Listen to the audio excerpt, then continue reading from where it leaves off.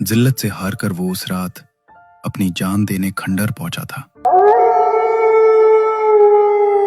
लेकिन वहां मौत नहीं, उसका इंतजार कर रही थी मोहिनी। उस काली रात में एक सौदा हुआ। मोहिनी ने रमेश की झोली दौलत और सोने से भर दी।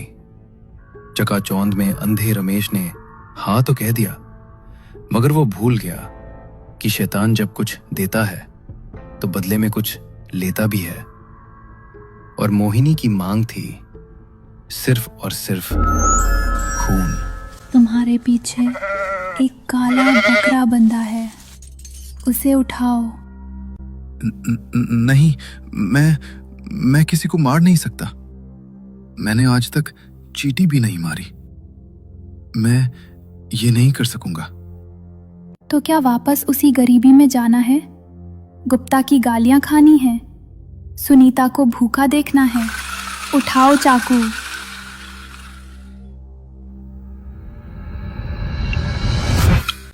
मुझे माफ करना।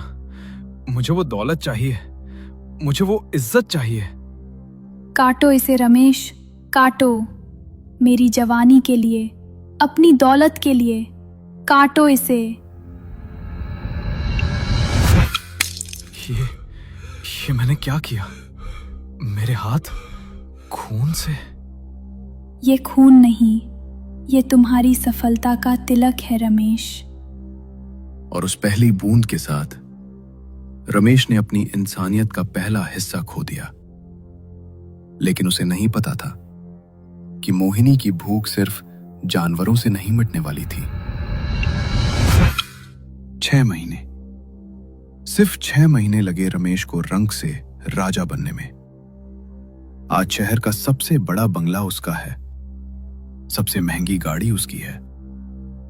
लेकिन उस दौलत के साथ साथ उसके अंदर का वो सीधा सादा रमेश कहीं मर चुका है।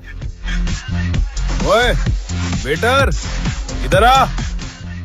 जी सर। ये क्या है? मैंने कहा था ना मेरे विस्की में बर्फ नहीं होनी चाहिए। तुझे पता है ये सूट कितने का है? तेरी पूरी खानदान की कमाई से महंगा है। साफ कर इसे, अपनी शर्ट से साफ कर। रमेश सेठ तो बिल्कुल बदल गया है, कितना घमंड आ गया है। अरे भाई, जिसके पास हराम का पैसा आता है उसकी जुबान ऐसी ही हो जाती है। सुना है आजकल अजीब अजीब हरकतें भी करते हैं। सब सुनो, आज इस शहर में सिर्फ एक ही राजा है और वो है रमेश।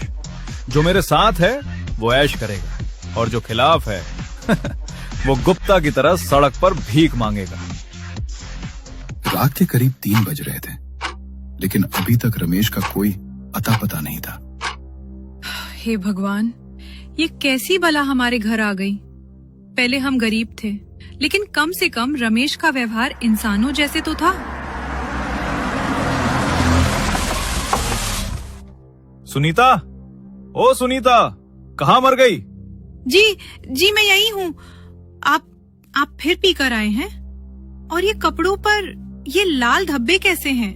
ये खून है क्या? तुझे क्या मतलब? चुपचाप खाना लगा, मुझे भूख लगी है। लेकिन आज तो मंगलवार है, मैंने खिचड़ी बनाई है। खिचड़ी? मुझे खिचड़ी खिलाएगी तू? मुझे मांस चाहिए, कच्चा मांस, अभी। रमेश, ये आप क्या कह रहे हैं? आप तो लहसुन तक नहीं खाते थे, आपको क्या हो गया है? जबान लड़ाती है। मैं जो कहूँ वो होगा इस घर में, क्योंकि ये सब मेरे पैसों से है, मेरी ताकत से है। नहीं चाहिए ऐसी दौलत रमेश, जो आपको राक्षस बना दे। देखिए अपनी शक्ल आईने में, आपकी आंखें लाल हो गई हैं। आप इंसान कम राक्षस ज्यादा लग रहे हैं। चुप! एक शब्द और बोला तो जमीन में गाड़ दूंगा। रमेश की भूख अब सामान्य नहीं थी। वो मोहिनी के साथ बिताई हर रात के साथ और ज्यादा हिंसक और ज्यादा तामसिक होता जा रहा था।